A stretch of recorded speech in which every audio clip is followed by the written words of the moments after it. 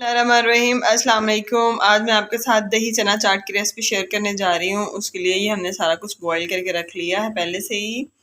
1 cup जो है वो दोनों चीज़ें हमने बॉईल करके कटिंग करके रख ली हैं। पोटैटोज़ भी अभी हमने एक पैन ले लिया है, इसमें विदाउट ऑयल जो है वो हम चने डालेंगे बॉईल किए हुए, और अब पोटैटोज़ डाल देंगे।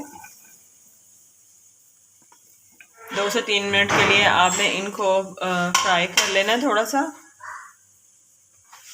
अब जो है 1/2 टीस्पून इसमें हम लाल मिर्च का पाउडर शामिल करेंगे, और 1/4 टीस्पून जो है वो सॉल्ट डालेंगे। डालने के बाद इसको अच्छे से मिक्स कर लेंगे। जी ये देखें 2 से 3 मिनट कुक करने के बाद हमने इसको प्लेट में निकाल लिया।